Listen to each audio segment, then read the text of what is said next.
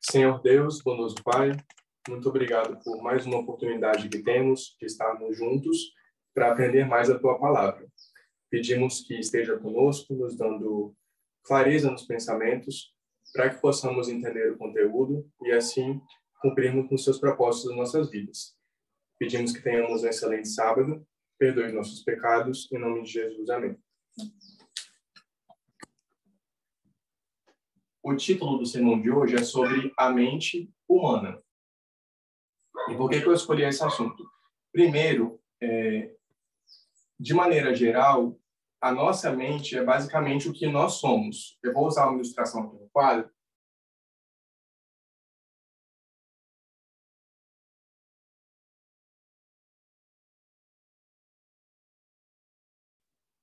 Se a gente for ilustrar como um carro, o carro é como se fosse o nosso corpo e o motorista somos nós. A gente sabe que para o carro chegar a um objetivo, eu vou desenhar aqui como sendo assim uma estrada e aqui no final o destino.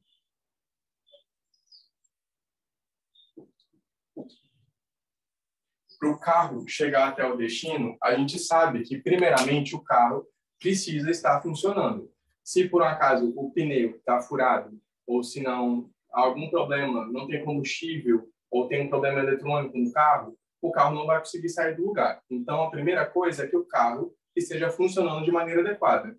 Porém, mesmo que o carro esteja funcionando super bem, isso não quer dizer que a pessoa vai conseguir chegar ao destino final. O carro sozinho não vai fazer esse trajeto. Precisa de um motorista. É esse motorista que vai guiar o carro para chegar até o destino. Se a gente for pensar na nossa vida especificamente, o destino, no caso, seria não necessariamente apenas alcançar o céu e a salvação eterna, porque tem todo um processo aqui que a gente tem que cumprir objetivos na nossa vida, tanto no nosso aspecto pessoal, como com relação ao que a gente faz ao outro. Então, objetivos são vários, assim, é durante a vida e no destino final. Então, nesse processo, eu vou só frisar. Por mais que o carro esteja muito bem, ele não vai chegar até o destino. Então, na nossa vida, por mais que o nosso corpo esteja inteiramente saudável, a gente não sou uma pessoa extremamente saudável, nunca teve nenhuma doença, enfim, isso não é uma garantia de que a pessoa vai cumprir os propósitos de Deus na vida dela, nem tampouco que ela vai alcançar a salvação eterna. A gente tem várias pessoas no mundo que são extremamente saudáveis, não acreditam em Deus, tiveram a oportunidade, mas não querem esse caminho para a vida delas, elas não vão ser salvas. Então, eu quero frisar esse ponto, que é um ponto muito importante. De maneira geral, a gente cuida do nosso corpo justamente para que a gente tenha condições e não tenha empecilhos que impeçam o nosso relacionamento com Deus e a nossa progressão espiritual. Então, a gente cuidar do corpo é algo secundário para que a gente não tenha coisas que afetem o funcionamento da nossa mente, porque basicamente todo esse processo está relacionado com a nossa mente. Desculpa. E aí tá, vamos começar agora com o estudo de hoje especificamente, com relação à mente humana. O que seria a mente humana? A mente humana, que é basicamente o que nós somos, engloba todo um aspecto cognitivo com relação a como a gente recebe informações, como a gente processa as informações e como que isso ocasiona em decisões e ações que vão acabar gerando resultados. Tem toda essa questão cognitiva e comportamental.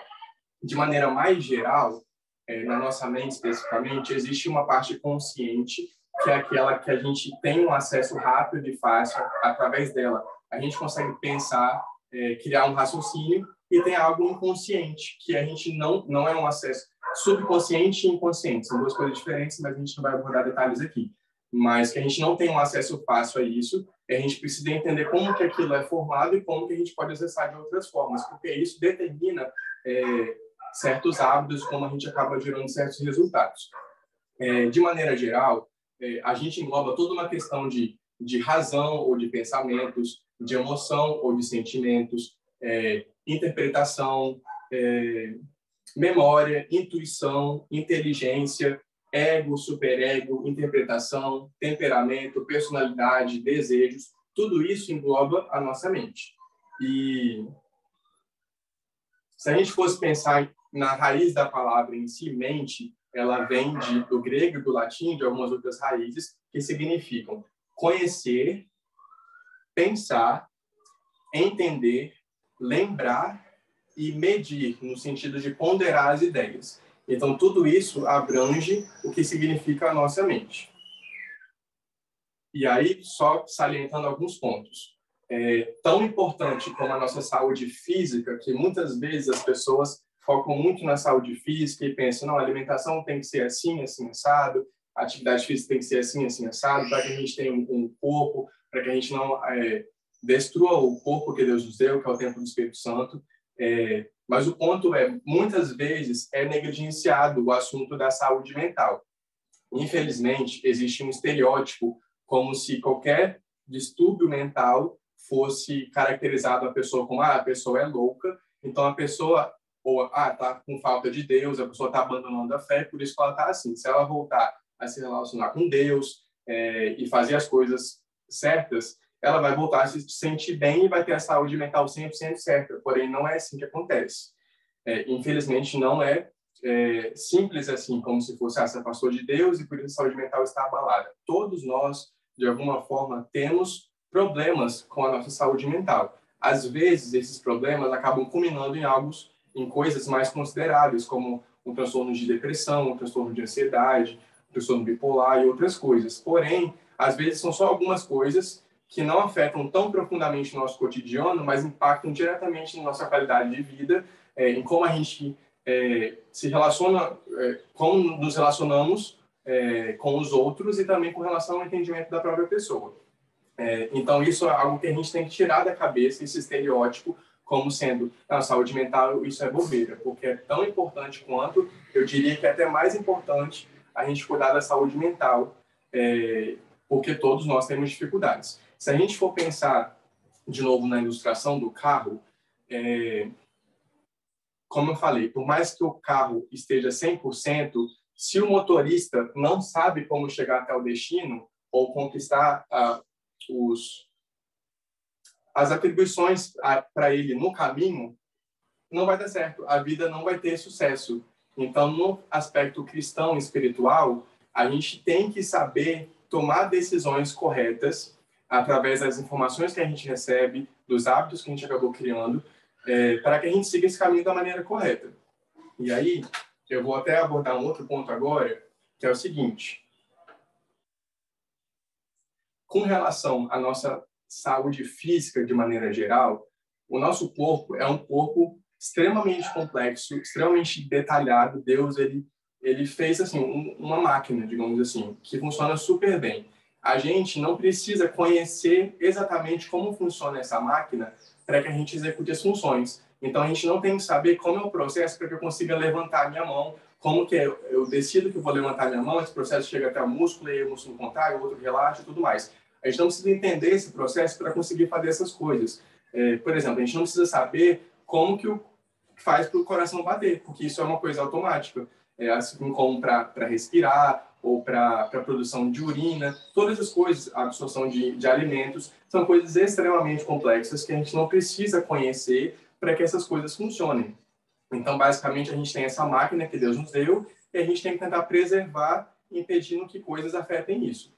Porém, no que diz respeito à saúde mental, a gente não nasce como sendo tá tudo bem planejado e agora tudo vai dar certo. A gente não nasce com isso, infelizmente. Toda a parte da saúde mental a gente vai construindo desde quando a gente nasce, através das informações que a gente recebe, dos exemplos que a gente teve, das experiências que a gente viveu, e muitas vezes todo esse processo de desenvolvimento neurológico e a parte psíquica tem várias falhas nesse desenvolvimento.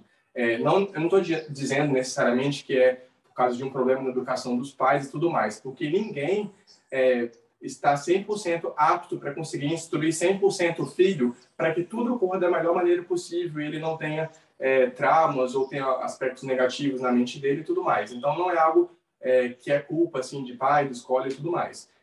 Mas, de maneira geral, a gente precisa entender que o nosso processo psicológico teve várias falhas durante esse desenvolvimento, e se a gente não enxergar isso e entender, a gente nunca vai conseguir resolver essas falhas para que a gente consiga prosseguir de maneira correta. Isso é algo extremamente importante que a gente precisa trabalhar, porque senão a gente não consegue avançar. E o objetivo do estudo de hoje é basicamente que a gente entenda um pouco sobre como todo esse contexto gera as coisas que a gente faz hoje e como que a gente faz para poder resolver. Se a gente for pensar no aspecto mais prático com relação à nossa vida, todos nós temos algumas dificuldades, ou a gente sabe que tem hábitos errados, que a gente tenta consertar e a gente não consegue de jeito nenhum. A gente vai entender daqui a pouco que esse processo não é simplesmente eu decidi deixar de fazer uma coisa e essa coisa vai desaparecer. Existe uma forma da gente entender melhor isso e se tornar um caminho mais fácil, que a maioria das pessoas não sabe, e a gente vai tentar abordar um pouquinho no estudo de hoje. Outro aspecto considerável, eu vou ler agora Mateus 22, 37 a 39. Diz o seguinte: e Jesus disse-lhe, amarás... Vamos começar no 36. Não, no 34. E os fariseus, ouvindo que ele fizera emudecer os saduceus, reuniram-se no mesmo lugar. E um deles, doutor da lei, interrogou para o experimentar, dizendo, mestre, qual é o grande mandamento na lei? Então, a gente vê aqui que é perguntado para Jesus, basicamente, qual é a principal coisa que tem que ser feita na vida, digamos assim. No caso, está falando da lei. E aí Jesus responde da seguinte forma, e Jesus disse-lhe, amarás o Senhor teu Deus de todo o teu coração e de toda a tua alma e de todo o teu pensamento. Então, o primeiro aspecto é a gente amar a Deus. E a gente vê que o verso descreve com detalhes esse processo. Tem que ser de todo o coração, alma e pensamento. Todos esses três são aspectos da nossa mente. Então, tudo isso diz respeito à nossa mente. A gente amar a Deus completamente. E aí continua. Este é o primeiro e grande mandamento. E o segundo, semelhante a este, é amarás o teu próximo como a ti mesmo. Destes dois mandamentos dependem toda a lei e os profetas. Aí eu vou só frisar nesse segundo aspecto, que é amar o teu próximo como a ti mesmo. Vamos analisar esse processo. Primeiro, existe muito na atualidade de que muitas pessoas não se amam. E por que acontece tanto assim das pessoas não se amarem? O principal motivo é porque ela não está satisfeita, não é porque ela tem uma doença genética ou porque ela está com uma doença que adquiriu e tudo mais. Geralmente não é por causa dessas questões físicas, é porque talvez ela não goste do temperamento dela, da personalidade, do fato de que ela tem hábitos errados, que ela nunca consegue mudar, ela fica frustrada com isso. Então tem toda uma complexidade que muitas pessoas não se amam. E aí a gente parte para outro ponto. Tudo bem, vamos considerar que a pessoa se ama mesmo, ela de fato se ama. Aí o verso diz que a pessoa tem que amar o próximo como a pessoa ama a si mesma. Então, é um processo de que a pessoa se ama e que ela tem que amar o próximo tão grandemente, na mesma medida que ela ama ela mesma. Então, tem dois aspectos fundamentais, que é o autoconhecimento e a satisfação da pessoa consigo mesma, e o outro é a questão da empatia, porque é basicamente o teste que a gente tem hoje em dia, é a maneira como a gente está preocupado com a salvação do outro, com a instrução do outro, com a qualidade de vida do outro, tão quanto a gente se preocupa com a nossa própria. E a gente vai desenvolver um pouco mais sobre essas questões ao decorrer do estudo.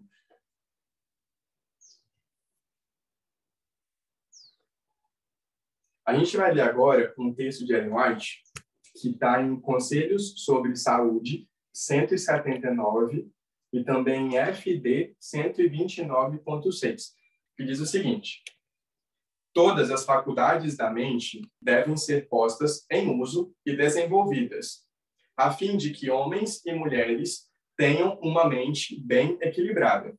Então, a gente tem que usar e desenvolver as nossas faculdades da mente para que a gente tenha uma mente bem equilibrada, o que tem sido bem difícil na atualidade, mas a gente vai tentando.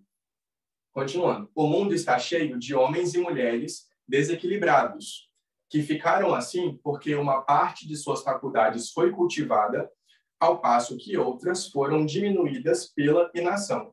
Então, a gente vê aqui uma recomendação para que a gente tenha equilíbrio na mente e que o fato é que a maioria das pessoas estão desequilibradas. E por que isso acontece? O Ellen fala que é porque as pessoas usam algumas faculdades mentais e desenvolvem, mas elas deixam de usar outras. E é por isso que ela fica desequilibrada. A gente vai ler o próximo texto, que está em Testemunhos para a Igreja, 4:67, em CI 70.1.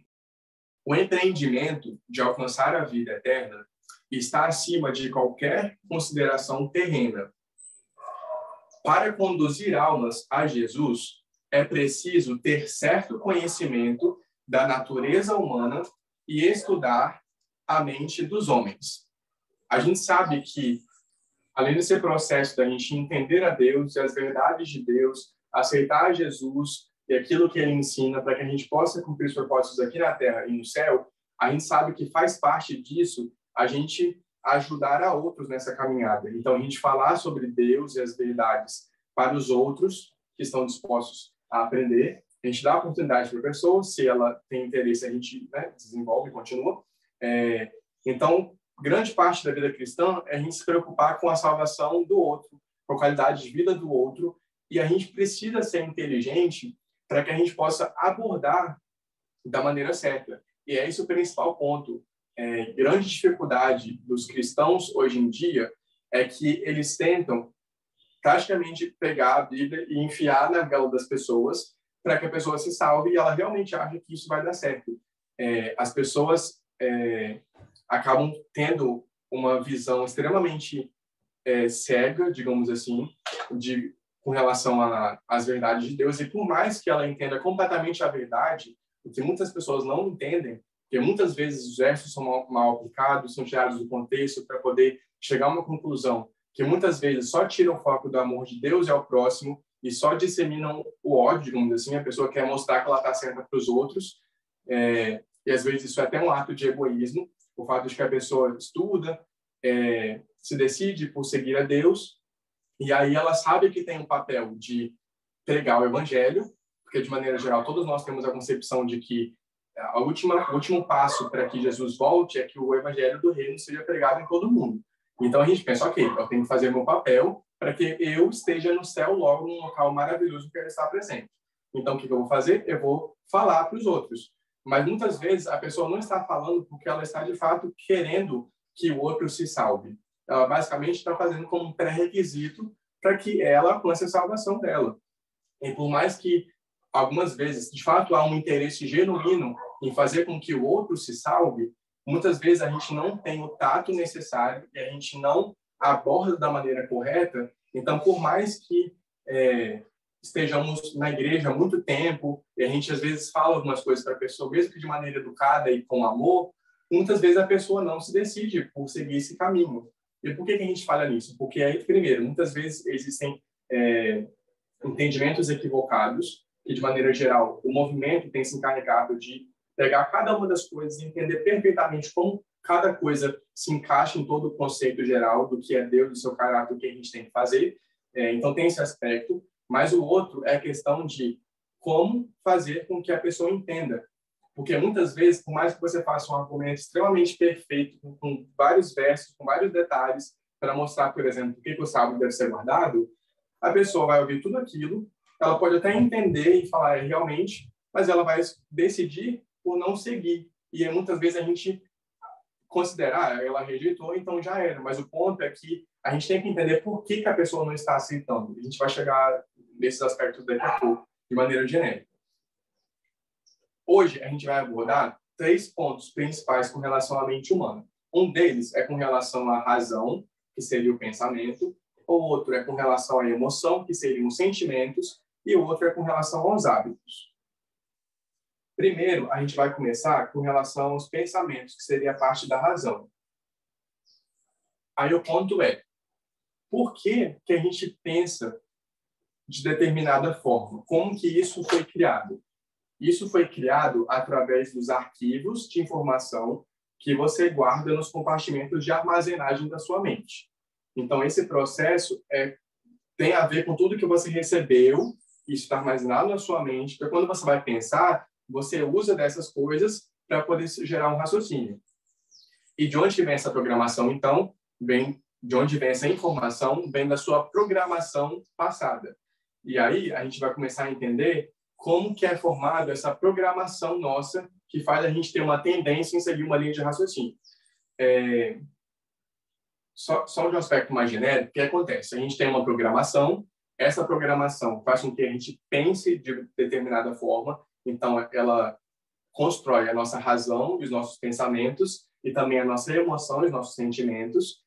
Os pensamentos e sentimentos se culminam em ações, e essas ações vão dar resultados. Então, basicamente, esse é o fluxo, de maneira geral, de como a gente parte de receber informações e processar até gerar resultados. Essa programação, ela acontece, que é a base de tudo, acontece de 3 formas.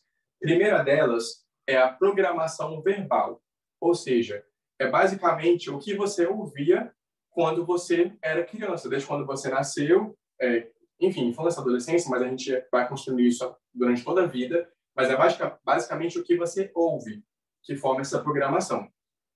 Outro aspecto é com relação ao exemplo. Então, é o que você via quando você era criança, e, enfim, vou falar criança porque a principal, grande parte da nossa mente, raciocínio, pensamentos e sentimentos é criado na nossa infância e adolescência. Depois a gente só continua esse fluxo, algumas coisas mudam, mas a maioria acontece durante a nossa infância. Por isso que eu vou falar mais com relação à infância. Então, essa questão é com relação ao exemplo. Então, o que você via os seus pais fazerem, os seus irmãos, os seus amigos, outros familiares, o que você via na televisão, no cotidiano, enfim, tudo que você via. E outro aspecto é com relação aos episódios específicos, que seria a sua experiência. Então, quais experiências você teve quando era criança? Algumas experiências contribuem para que você... eram coisas boas, digamos assim, que construíram melhor o seu caráter, mas outras foram experiências extremamente ruins, que foram traumatizantes, e muitas vezes a gente leva esse trauma para a vida adulta, por mais que a gente não ligue uma coisa com a outra diretamente, muitas das vezes as dificuldades que a gente tem mentalmente na vida adulta vêm de traumas que a gente teve na infância. Então, essas são as principais coisas. O que você ouvia dos outros, o que você via e as experiências que você teve. O ponto voltando para a questão do fato de que muitas vezes a gente pode montar todo um argumento bem detalhado com relação aos versos da Bíblia para explicar uma coisa para a pessoa e a pessoa não aceita. E por que isso acontece? Justamente por causa desses aspectos. Depende do que a pessoa ouvia com relação àquele assunto quando era criança e de quem ela ouvia. Então, dependendo de quem passou uma informação para ela diferente, que é uma pessoa extremamente confiável na vida dela, isso vai ser levado muito em consideração no futuro. Outra coisa com relação ao exemplo. Se ela viu as pessoas mais amorosas e gentis da vida dela eram pessoas que seguiam uma outra linha de raciocínio, é muito mais provável que isso seja muito mais levado em consideração do que qualquer pessoa passar uma informação para ela que, por mais seja extremamente lógica, ela vai se apegar aos exemplos que ela teve na infância de pessoas ideais, digamos assim. Então, esse é um outro aspecto. Fora que também acontece, um outro aspecto menor, assim, é o fato de que, às vezes, a pessoa fala muitas coisas, tem uma lógica maravilhosa, um argumento maravilhoso, mas a pessoa não sente amor na vida do outro, ela não vê Jesus refletido na vida do outro. E isso pesa muito mais do que a lógica do raciocínio da pessoa. E esse é o principal ponto. A gente precisa demonstrar os frutos do Espírito, porque senão a pessoa nunca vai aceitar a Jesus e a verdade, enfim. Então, exemplo é a principal coisa, a prática é a principal coisa. Muitas pessoas falam, né? Tem muita teoria, mas falta a prática. É justamente isso que falta nos cristãos hoje em dia. Muitas vezes ele tem muitas teorias que eles se apegam, eles se interpretam da maneira que eles acham que é correta, mas aí na hora de ver na prática, a pessoa não está disseminando o amor de Deus, ela só está disseminando muitas vezes o ódio, e faz com que a pessoa, cada vez mais que tem uma interação com ela, com alguns argumentos da maioria dos cristãos, a pessoa sinta mais e mais repulsa à verdade, justamente porque a pessoa vê, em vez do amor sendo propagado, vê o ódio sendo propagado. E aí, nesse ponto, a gente pode pensar, tá, então como que a gente faz? Então não tem jeito, a programação passada foi formada e aí já era, a pessoa tem toda umas regras, como posso dizer, tem toda uma programação, enfim, que faz com que ela tenha determinados pensamentos. Isso sim pode ser mudado. O principal passo, o primeiro passo é a pessoa estar disposta com relação a nós mesmos, né? A gente tem que estar disposto a entender de que essa programação passada teve muitas falhas.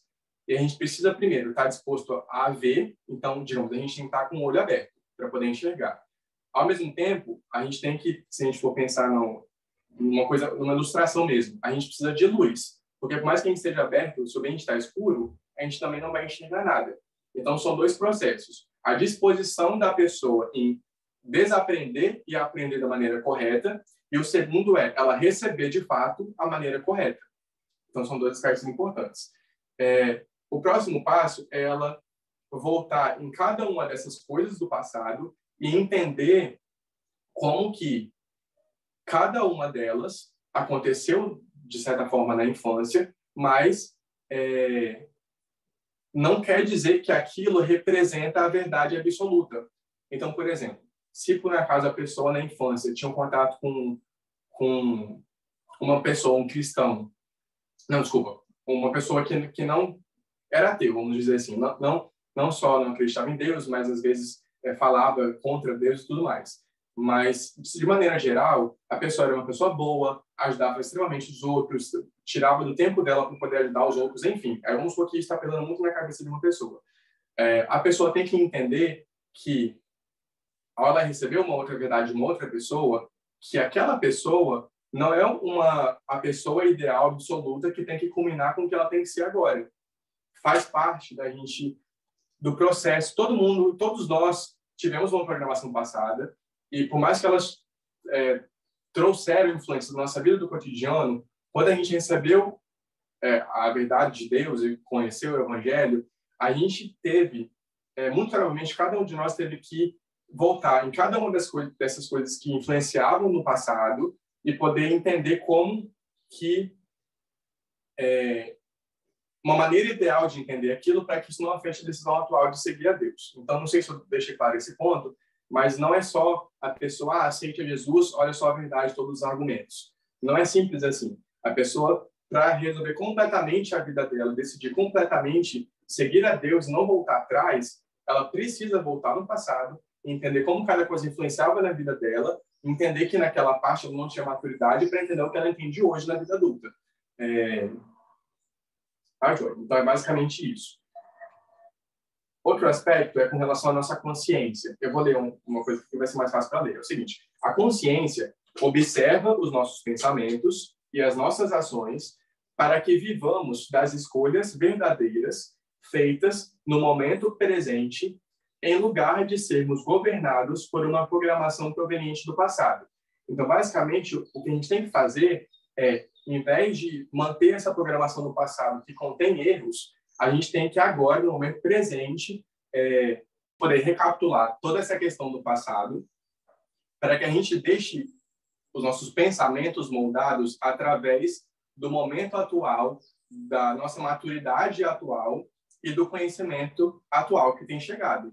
Então, é um processo que não é tão simples assim, mas se não for feito dessa forma, a pessoa ainda vai continuar com aquilo na cabeça e talvez em algum momento da vida dela isso tenha uma interferência grande e faça a pessoa sair do caminho cristão, digamos assim. Então, esse é um processo importante. Eu estou falando assim de maneira mais genérica, eu não estou dando muitos exemplos, então talvez isso possa estar afetando o raciocínio completo, assim, talvez em outras oportunidades a gente possa dar alguns exemplos práticos para que a gente possa ser mais efetivo nesse entendimento, tá ok? Agora, a gente vai falar com relação à emoção. A gente vai ler agora Provérbios 4, 23.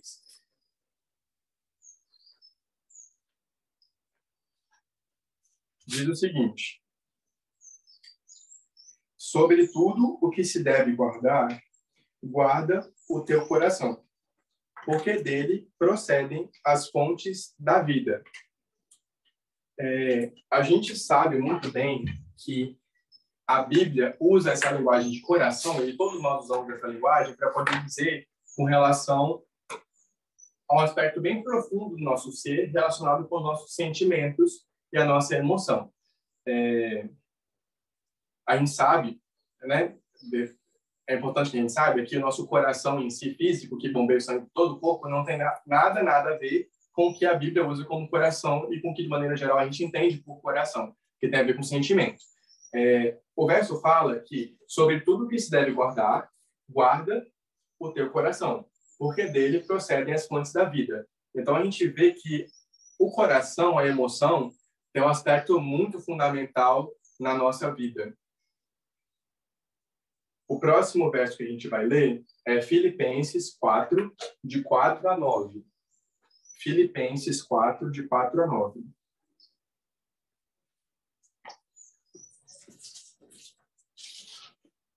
Filipenses 4, de 4 a 9. Diz o seguinte: regozijai-vos sempre no Senhor. Outra vez digo, regozijai-vos. Seja a vossa equidade notória a todos os homens. Perto está o Senhor. A gente vê aqui que é usada a expressão equidade, tem relação com a igualdade, enfim, a gente tem lidado com isso, né, no movimento em si, e aqui é interessante o verso que fala sobre isso. Verso 6. Não estejais inquietos por coisa alguma, antes as vossas petições sejam em tudo conhecidas diante de Deus, pela oração e súplica, com ação de graças. E a paz de Deus, que excede todo o entendimento, guardará os vossos corações e os vossos pensamentos em Cristo Jesus. Aqui, basicamente, diz que, quando a gente entrega para Deus as coisas que perturbam a nossa mente, ele vai agir não só com relação à parte racional, que o verso descreve como pensamentos, assim como a parte emocional, que o verso descreve como coração. Então, vou ler de novo o verso 7. E a paz de Deus, que excede todo entendimento, guardará os vossos corações e os vossos pensamentos em Cristo Jesus. E aí, a gente vai entrar para um outro aspecto importante, que existe sempre um equilíbrio entre a parte racional e a parte emocional. As duas coisas são extremamente importantes. Nenhuma delas é mais importante do que a outra. Mas acontece muito das pessoas agirem como se a emoção geralmente está associada com coisas erradas. Então a pessoa fala, não, eu tenho que deixar a emoção de lado, eu tenho que ser racional, eu tenho que ser lógico para tomar minhas decisões. Mas não é assim que as coisas funcionam. As duas coisas são importantes. As emoções, elas auxiliam no nosso entendimento e fazem parte, quando elas agregam sentimentos bons a uma verdade específica, isso acaba sendo gravado na nossa mente de maneira muito mais intensa do que só uma lógica em si, ou uma lista de regras, digamos assim. Então, as emoções, elas ajudam no nosso processo de entendimento e amadurecimento. Assim como uma pode desencadear a outra. Então, por exemplo, se eu começar a pensar em coisas tristes, ou possibilidades ruins para a minha vida, eu vou começar a ficar triste e preocupado. Então, um exemplo de como a gente pode espontaneamente, dependendo de como a gente pensa, do que a gente pensa, gerar sentimentos na nossa vida. Um outro aspecto é com relação a um sentimento específico. Então, por exemplo, eu passei por uma situação desagradável, aí comecei a ficar triste, eu me senti rejeitado, e aí, nesse contexto, eu começo a pensar coisas do meu passado ou do meu cotidiano, e aí eu vou corroborando para esse sentimento piorar cada vez mais. Então, enfim, é uma via de mão dupla que sempre um equilíbrio entre os dois. Porém, muito importante de se destacar é que, muitas vezes, nos momentos mais decisivos da nossa vida, a gente não deixa só a lógica e a razão tomarem conta, porque a decisão é tão importante que a gente precisa levar em consideração as nossas emoções, nossos sentimentos, nosso bem-estar. Então, é esse um dos principais motivos que fazem com que, por mais que a pessoa receba todo um argumento ou uma lógica teológica, se a pessoa não se sentir tocada, mas não é uma questão só de ser tocado, tipo, vou esperar Deus tocar meu coração, eu fiz a minha parte de passar a informação e vou esperar Deus tocar. Eu sei que tem um processo assim que Deus faz essas coisas também, mas envolve muito mais o que a pessoa consegue ligar de emoção à informação que você deu. E não é apenas com relação ao momento que você fala, se você foi amoroso, se você foi simpático, se você pareceu gentil. Isso diz respeito a como a pessoa te vê como pessoa, então como é o seu exemplo como pessoa, e também dela ir na programação passada e associar como que certas coisas na vida dela, boas coisas, sentimentos bons, estiveram de alguma forma relacionados com o que você falou. Então, esse é o principal aspecto. Eu só queria voltar ao ponto que eu acabei pulando, que é com relação à própria definição da nossa espécie, que é Homo sapiens. Essa definição acaba ficando um pouquinho incompleta, porque ela significa espécie pensante. Então, muitas vezes, não só na definição, como no cotidiano, as pessoas focam muito no aspecto racional e lógico e acabam achando que a emoção tem que ser deixada de lado, mas, na verdade, não. São duas coisas de via dupla, como comentei com vocês. Outro ponto importante com relação às emoções é que as emoções, muitas vezes estão fora do nosso controle. Até mesmo se a gente for pensar na parte neurológica da questão, como que as emoções se processam, como que elas surgem de maneira neurológica, elas estão relacionadas com as partes automáticas da nossa vida. Então, por exemplo, a gente não precisa decidir que o nosso coração tem que bater, ou que a gente precisa decidir que a gente tem que piscar o olho ou que respirar. Isso é automático. Da mesma forma, a nossa emoção está muito ligada às coisas automáticas. Então, muitas vezes, não está sob nosso controle total. Por mais que a gente, num processo de entender melhor sobre como a gente funciona, a gente consegue, às vezes, identificar exatamente o que a gente está sentindo e consegue modular isso para isso não ter uma repercussão muito grande. Mas, muitas vezes, a emoção surge de maneira involuntária, automática. Isso é um aspecto importante também.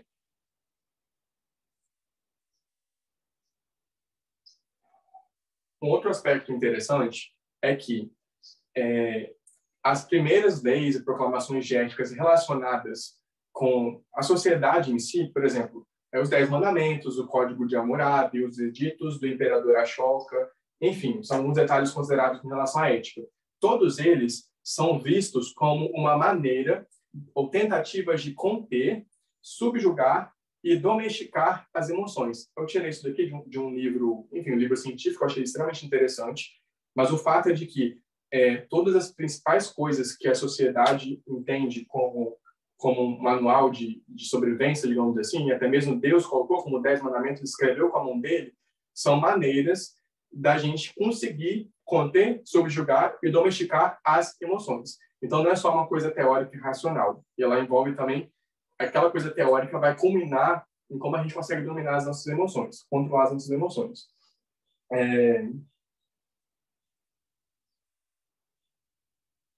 Eu não vou entrar em detalhes específicos com relação à parte neurológica em si, até porque não tem necessidade, mas eu só queria frisar que a parte responsável pelas nossas emoções, nosso cérebro, que seria o sistema límbico, a amígdala cortical, enfim, todas elas estão muito ligadas com as partes de manutenção de sobrevivência e de autonomia, que seriam as coisas automáticas. Então, é só para reforçar como que anatomicamente também as emoções, elas são coisas relacionadas com as funções básicas de manutenção da vida. Por isso que a gente não pode ignorar as emoções. Enfim, não vou entrar mais em detalhes com relação a isso, não. Um outro aspecto é que, na parte neurológica, também há um processo em que a gente consegue identificar as emoções, por mais que elas surjam automaticamente, a gente consegue identificar as emoções, controlar elas, para repercutir qual é o destino que ela vai ter. Então, não é algo que a gente não tem controle. Então, tipo, eu não tive escolha em ter feito determinada coisa. Sim, existe como você identificar, processar o sentimento e direcionar ele para a via que você quer. Existe isso também. Um outro aspecto para a gente... O terceiro aspecto que a gente vai abordar agora, que é o último, é com relação aos hábitos. E por que é importante a gente conhecer com relação aos hábitos? De maneira geral, o nosso cérebro ele está constantemente procurando maneiras para que a gente demande menos energia para fazer as coisas. Então, a maioria das coisas que a gente faz no cotidiano são hábitos. Porque se todo dia a gente tivesse que, ao acordar, escolher Não, agora, ok, agora eu vou abrir o olho, agora eu vou sair da minha cama, agora eu vou dar 10 passos, vou pegar minha escova de dente. Tipo assim, a gente não toma essas decisões. A gente simplesmente as coisas viraram um hábito para que a gente não tenha que processar tantas coisas assim em todos os momentos. Então, geralmente, as coisas que a gente faz, as coisas que a gente come quando a gente acorda, a gente dirigindo para ir ou indo para o trabalho, enfim, a maioria das coisas são coisas automáticas e hábitos. E qual aspecto com relação aos hábitos? É que quando você faz aquela... É óbvio que no começo você precisou decidir fazer algumas coisas, depois que isso virou uma coisa automática. Como que é esse processo?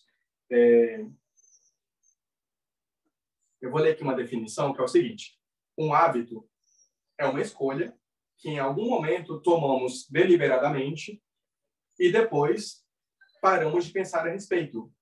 Porém, continuamos fazendo.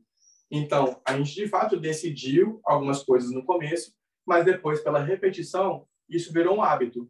Quando isso vira um hábito, geralmente você não tem controle total, a não ser que você identifique a situação e consiga corrigir. E por que isso é importante? Porque a gente tem um grande problema que é com relação a erros. Ou, por exemplo, você sabe que você faz uma coisa errada, você tem um hábito errado.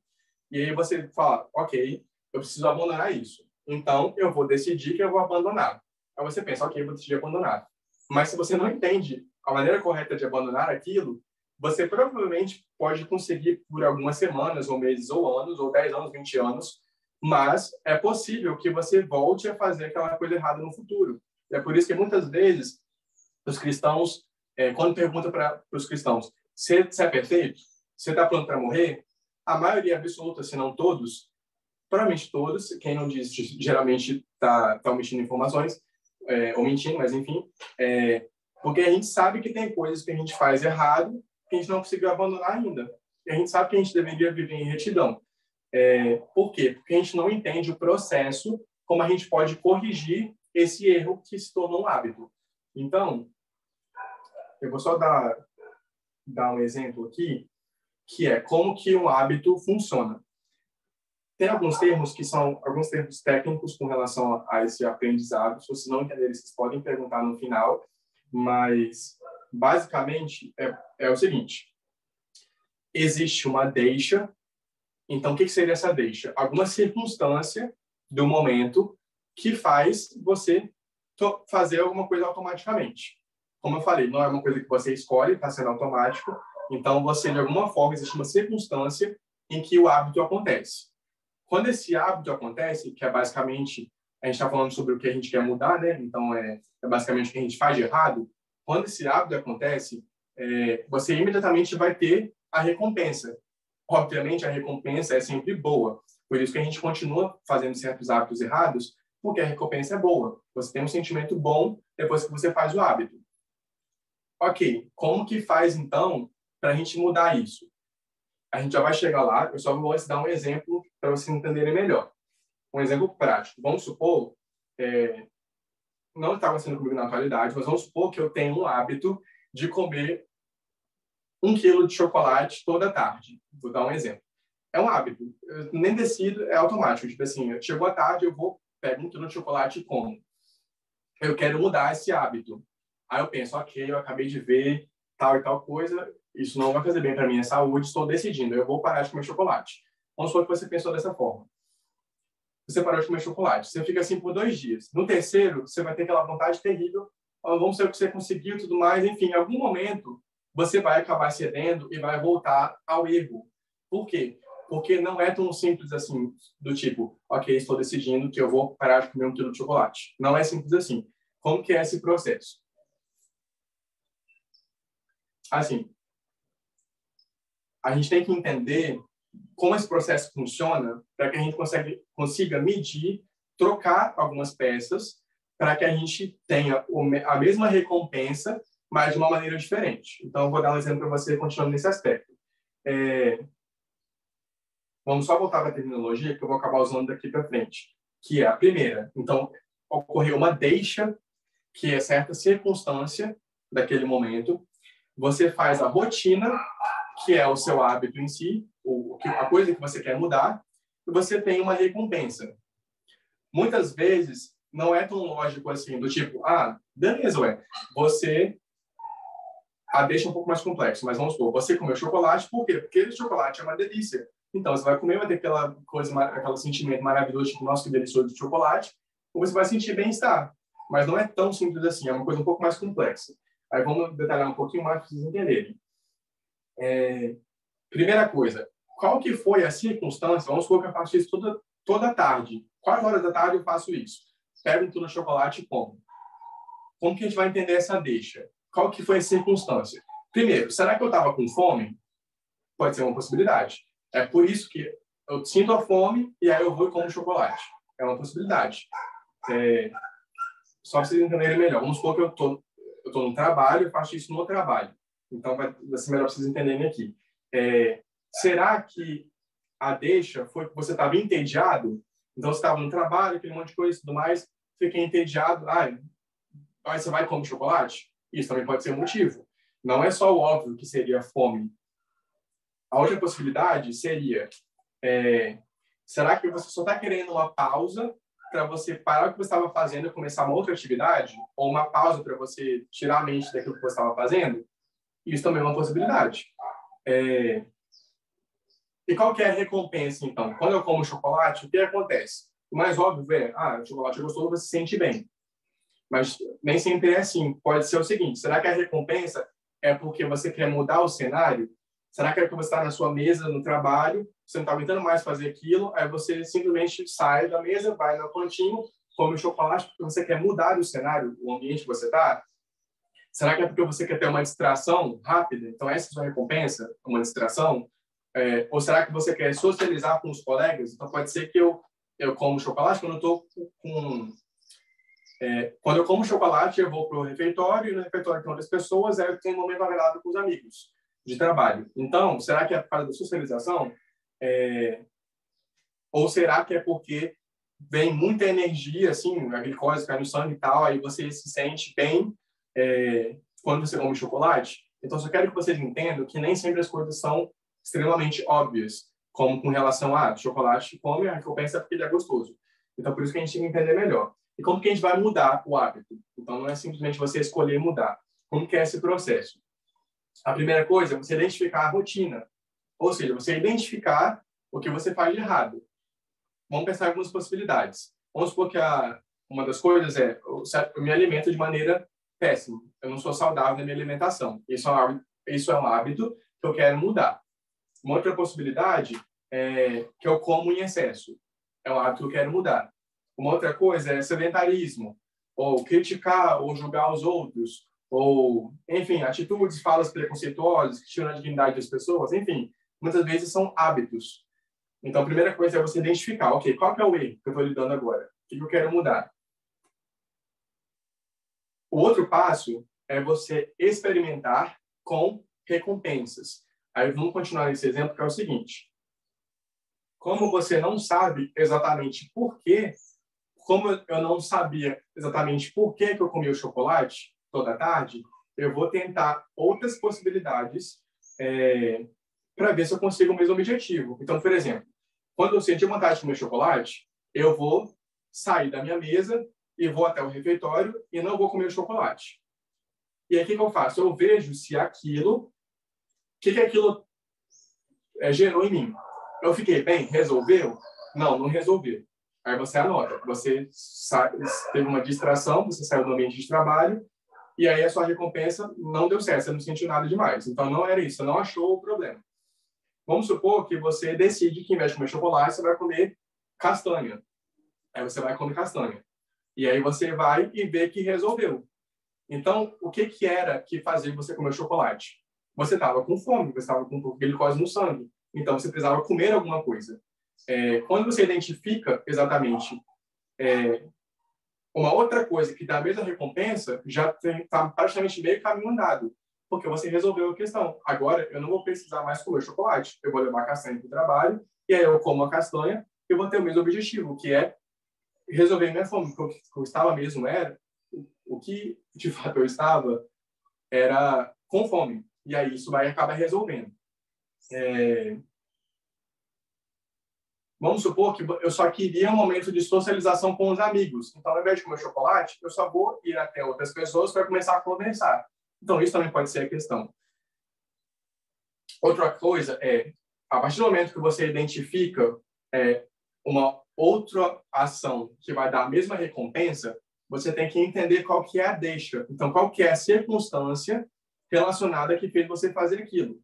Então, são 5 principais pontos que é interessante anotar. Quando você sentir vontade de fazer o que você faz de errado, você anota primeiro o lugar onde você está, depois a hora, o momento exato, depois o seu estado emocional, depois quem é que estava perto de você e o que você fez imediatamente antes. Por que isso é importante? Por exemplo, nessa questão do chocolate. O lugar que eu estava, no trabalho, que horas que era? 4 horas da tarde. Qual era o meu estado emocional? Eu estava, vamos supor, eu estava triste, ou estava entediado. Quem estava perto de mim? Ninguém, eu estava sozinho na minha mesa de trabalho. O que eu fiz imediatamente antes? Eu estava fazendo relatórios para o trabalho. Então, faz parte de você fazer esse processo para você identificar qual exatamente o plano que você tem que fazer. Então, quando você identifica todas essas coisas, agora você vai tentar isolar quais foram as principais coisas que geraram a circunstância para eu fazer a ação. Então, por exemplo, eu começo a perceber que toda vez que eu sinto vontade de comer chocolate, é 4 horas da tarde, no trabalho, quando eu estou sozinho. Ok, então agora você vai tentar, através dessa informação, fazer um plano para que você não tenha vontade de fazer o erro. Então, é um outro aspecto também. Além de você tentar identificar uma outra coisa que dá a mesma recompensa, você vai tentar manejar as circunstâncias para não gerar aquilo. Então, por exemplo, ao invés de eu ficar sozinho, eu vou estar com outra pessoa, porque talvez eu perceba que o estar sozinho que me afetou profundamente tomar essa decisão. Ou se não, vamos supor que eu identifique era 4 horas da tarde. Você põe o telefone para despertar 4 horas da tarde, você pensa, ok, quais as outras circunstâncias que culminaram com essa ação? Eu estou falando de maneira bem genérica, um pouco rápido, porque a gente está sem muito tempo, mas depois a gente pode discutir mais sobre como que esse processo funciona. Mas é basicamente um segredo para a gente poder desvencilhar os hábitos e corrigir, e isso é muito, muito efetivo. É a maneira mais efetiva que tem para você mudar um comportamento errado. Então, por exemplo, depois de todas essas circunstâncias, eu acabei descobrindo que a deixa era por volta de 3h30 da tarde ou 4 horas da tarde, a rotina era ir até a cafeteria, comprar um chocolate e conversar com os amigos, e eu acabei descobrindo que, na verdade, não era o chocolate que eu queria, mas sim que eu precisava de um momento de distração e de socialização. Então, quando você identifica isso, agora você consegue pensar, eu não preciso do chocolate, eu só preciso estar entre amigos e conversar com eles. E aí sim você consegue mudar a rotina, porque o hábito vai sempre acontecer. Você sempre vai ter aquelas circunstâncias de maneira geral, ela vai acabar acontecendo, e você vai querer a recompensa de socialização. Mas você só tirou o que era errado, o que atrapalhava a sua saúde, que era comer o chocolate. Talvez não foi o melhor dos exemplos com relação ao chocolate, mas depois a gente pode discutir outros exemplos para ficar mais prático. Então, qual seria um plano adequado? Às 4 horas, todo dia, eu vou andar até a mesa de um amigo de trabalho, conversar por 10 minutos. E aí, para certificar que você vai se lembrar disso, é quando o telefone está alarmado. Então, é um plano para que você abandone aquele hábito errado. Então, é isso. A gente abordou no estudo de hoje, no segundo de hoje, com relação à parte da mente humana, em 3 aspectos principais. Com relação aos pensamentos, os sentimentos e a questão do hábito, que acaba culminando em a gente fazer coisas erradas que a gente sabe que deveria mudar. A mente humana é uma coisa extremamente complexa. E a gente viu nos textos, a gente comenta, a Bíblia também comenta, que a gente precisa entender a nossa mente para que a gente possa seguir os propósitos de Deus de maneira correta. Muitas vezes, todas essas coisas foram formadas numa programação passada com muitos contextos ruins ou errados. Então, muitas coisas são circunstâncias equivocadas, pensamentos equivocados, e agora a gente tem a oportunidade de ver que a gente pode voltar no passado, pensar no passado, e identificar como aquilo era um erro, por que aquilo era um erro e qual é a maneira correta. Quando a gente faz isso, a gente vai ter uma parte racional melhor, que a gente vai conseguir desaprender várias coisas erradas, porque todos nós temos muitas coisas a desaprender. Até mesmo no contexto bíblico, a gente tem muitos conceitos equivocados. Então, a gente vai desaprender, vai aprender o que é certo, a gente vai saber lidar melhor com as emoções relacionadas com todo esse processo, e a gente vai conseguir abandonar hábitos que a gente sabe que atrapalham a nossa carreira cristã, e de maneira efetiva, para que a gente não volte a cometer o mesmo erro. Então, o que eu tentei fazer nessa parte final foi dar um pequeno exemplo de como que os hábitos acontecem, são automáticos, mas não quer dizer que por ter formado um hábito, que não tem como tirá-lo. Você consegue remanejar as pecinhas do hábito para que você continue se sentindo bem, para que você tenha as recompensas, que a gente vai querer as recompensas, mas de uma maneira que a gente sabe que é a maneira certa. Todo esse assunto de saúde mental, como eu falei, é um assunto muito complexo e muito negligenciado, mas é importante que a gente identifique essas coisas, porque senão a gente vai acabar tendo esses pensamentos errados, a gente vai decidir coisas erradas, a gente pode atrapalhar nossa vida cristã, a gente pode impedir que outros conheçam a Deus da maneira correta, e enfim, vai ser uma tragédia, porque a gente vai acabar se perdendo eternamente e não vai cumprir com os propósitos de Deus. Então, a gente precisa entender todos esses processos para que a gente abandone os erros, para que a gente esteja disposto a aprender as coisas corretas. A gente tem passado por todo um desenvolvimento na mensagem que tem se preocupado muitíssimo em ser muito racional, em entender as coisas no contexto certo, para que a gente não tire conclusões equivocadas. Então, o processo da gente entender que a mulher agora não tem que ser submissa ao homem e não agora ela não precisa mais ficar calada na igreja, por exemplo, porque são versos claros que dizem isso na Bíblia. A pessoa poderia dizer, assim diz o Senhor, eu estou seguindo a Deus, mulher tem que ficar calada, ou senão, não pode cortar cabelo, enfim, são vários versos da Bíblia. Se a gente não entende no contexto certo, a gente vai não só atrapalhar as nossas decisões e como a gente conhece a Deus, o caráter de Deus, como a gente vai bloquear o acesso de várias pessoas que querem entender do amor de Deus, mas que a gente acaba, ao invés de passar a mensagem de maneira correta, no contexto correto, para que ela entenda a lógica, e também tem a oportunidade de ver o aspecto emocional relacionado a isso, a gente vai impedir que a pessoa se salve também. Então, acaba que a gente tem o ímpeto, de maneira geral, de estar pronto e ajudar os outros, mas muitas vezes, por a gente não fazer as coisas corretas, no contexto certo, da forma correta, a gente atrapalhamos a nós mesmos e a caminhada dos outros nesse processo. É um assunto muito grande, eu só dei uma pincelada bem rápida, mas assim, é de fundamental importância para a gente agora, de entender. O Lucas está aqui presencialmente, ele vai tirar uma dúvida. Você falou muitas coisas importantes, né? Sim, para mim, para eu poder estudar. Você poderia dizer para a gente um pouco sobre alguns materiais que a gente poderia recorrer para a gente poder também aprender um pouco mais sobre isso? Por exemplo, você falou sobre hábito, aonde eu poderia pesquisar, a não ser jogando no hábito, para eu poder aprender um pouco mais sobre isso? Tá, Jorge. Eu não sei se vocês ouviram o que o Lucas falou, mas o Lucas perguntou com relação a onde que a gente pode ter mais informações sobre as coisas que eu falei para ajudar no entendimento. Essa dúvida, né? Tá, Jorge. O que acontece?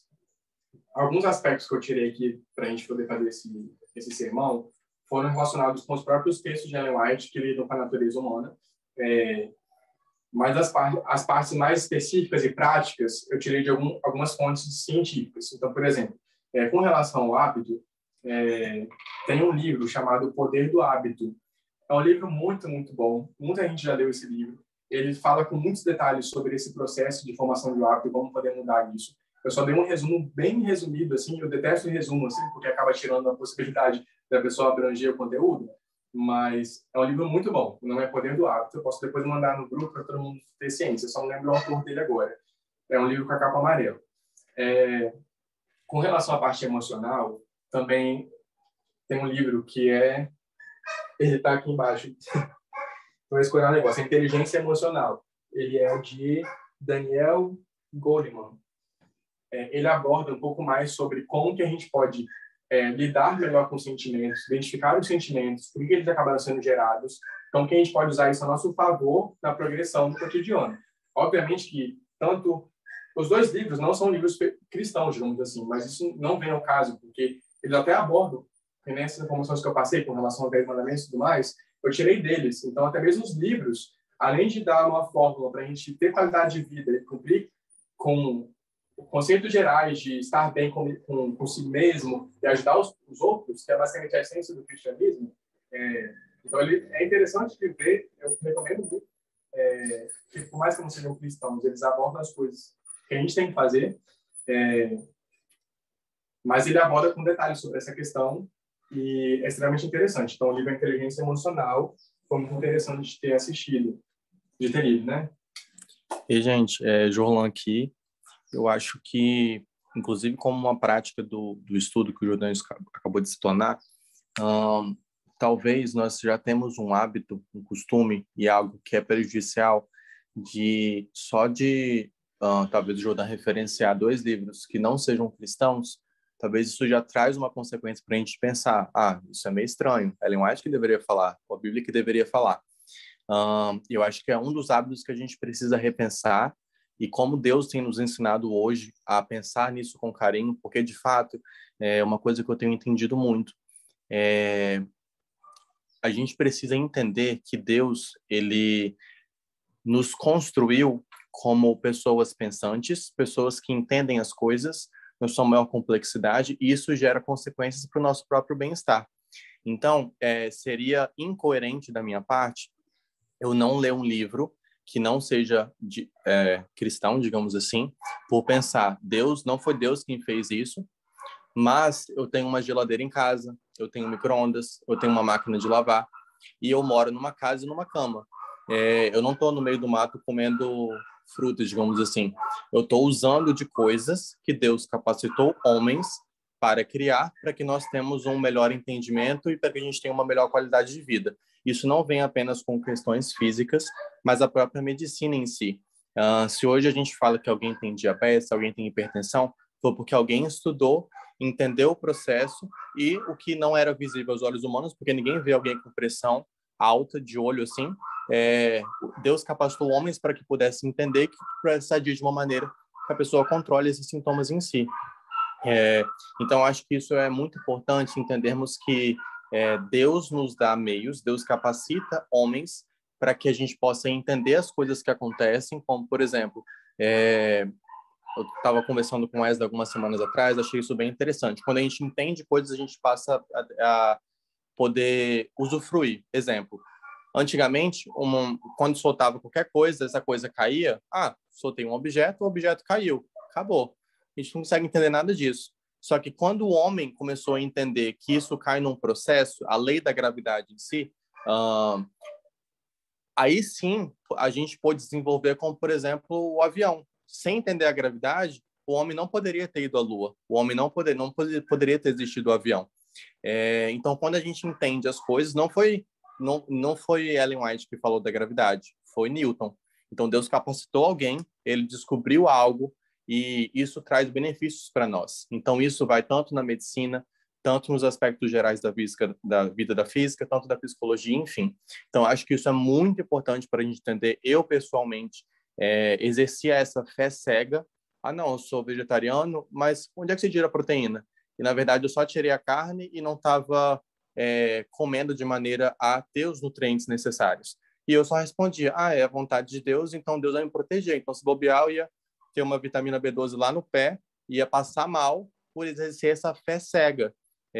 Então, a gente precisa entender esse processo de que Deus capacita os homens para que a gente possa entender a ciência de maneira completa e saber que o conhecimento de Deus não vem só através da Bíblia e de Ellen White, porque Deus também capacita pessoas. O exercício de humildade também. Uhum. O Lucas falou para o exercício de humildade. Só para frisar o que o João falou, nesse aspecto, não dá para a gente esperar que todas as coisas venham da Bíblia e do escrito de Ellen White. Porque, por exemplo, uma pessoa está fazendo física, uma pessoa está fazendo, sei lá, engenharia, aí você pergunta, qual é a sua referência? É a Bíblia? Não, a pessoa vai estudar livros gigantescos da matéria específica que os homens fizeram, porque Deus tem capacidade para as pessoas desenvolverem essas coisas e entenderem. Então, todos esses processos, todas as especialidades profissionais e outras coisas, as pessoas, Deus deu capacidade para elas entenderem, para deixar tudo mais fácil. O que acaba acontecendo muitas vezes é que, como a Bíblia aborda algumas coisas com relação à saúde e mente, e a Ellen White também aborda, então a pessoa pensa, só o que está ali basta. Então, não precisa procurar mais nada. Então, nesses aspectos de saúde, principalmente, as pessoas encaram dessa forma, do tipo, a ciência, porque a ciência desenvolveu a vacina e não sei o quê, eu acredito em Deus, eu não vou tomar a vacina porque Deus vai me salvar. É uma fé tão cega, mas tão ignorante, que a pessoa acha que faz um serviço para Deus, mas ela está fazendo justamente o contrário.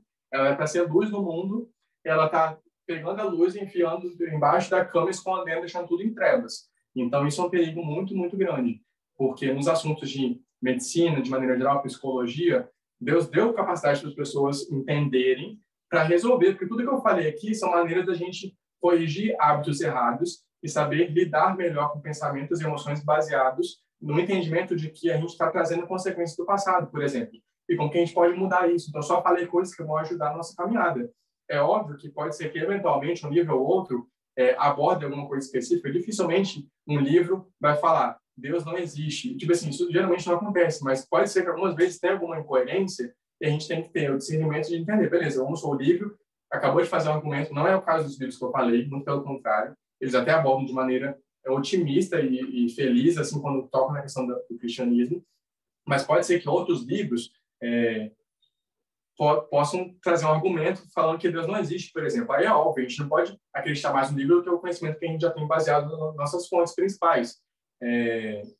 Mas essas partes específicas de medicina e psicologia, tudo é para ajudar, entendeu? E a gente tem que dar graças a Deus porque eles têm profissionais que estudaram, que são cristãos, que estudaram, que conseguem chegar para você e falar, olha só, isso e aquilo, isso bate exatamente com o que a Bíblia falou, porque tudo que eu falei, eu tirei, por mais que eu tirei de algumas coisas científicas, eu conseguia ter uma referência bíblica para poder embasar também.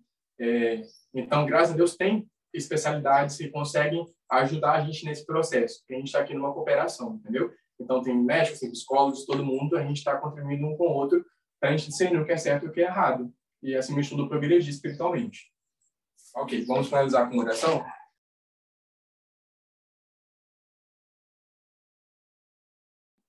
Senhor Deus, bondoso Pai, muito obrigado pelo estudo que acabamos de ter e porque o Senhor capacitou pessoas para entenderem melhor como a mente funciona, para que possamos absorver essas informações e conseguirmos nos desvencilhar de erros, de pensamentos equivocados, de hábitos errados, para que a gente possa manter a nossa mente, o nosso coração irrepreensíveis, não só para estarmos preparados para a sua volta e para viver eternamente contigo, mas que durante essa caminhada possamos ser luzes no mundo em demonstrar o seu amor na vida prática, em fazer com que os outros tenham um prazer e uma alegria enorme de conhecerem mais sobre o seu caráter e o seu amor, para que eles também possam se decidir, seguir essa caminhada, para que a gente possa disseminar luz no mundo e amor no mundo, para estarmos prontos para vivermos o céu, mas sabendo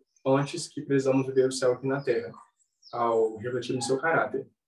Pedimos que tenhamos olhos abertos para receber a luz que o Senhor tem desenvolvido, para que entendamos mais o seu caráter, entendamos que o Senhor ama cada um de nós, que o Senhor preza pela dignidade de cada um de nós, e que muitas vezes, através de pensamentos equivocados, a gente taxava pessoas como sendo indignas e erradas, e muitas vezes destilávamos ódio ao falar com alguém sobre algo que a pessoa não deveria fazer, porque a gente achava que era uma escolha, e a pessoa cada vez mais vai explorando psicologicamente, às vezes chega até o suicídio, enfim. Isso é uma extrema tragédia, mas que às vezes acontece que o cristianismo acaba disseminando ódio e culmina com cada vez mais a repulsa que as pessoas têm de Deus e a pessoa pode acabar perdendo completamente a esperança.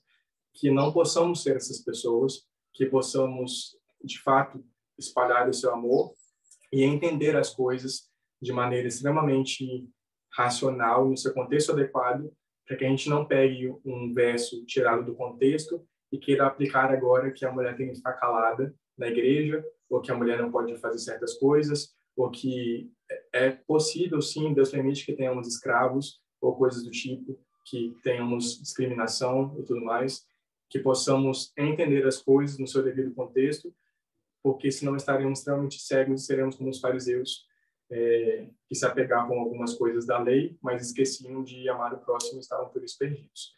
Pedimos que nos ajude, que tenhamos um excelente sábado na tua presença. Em nome de Jesus, amém.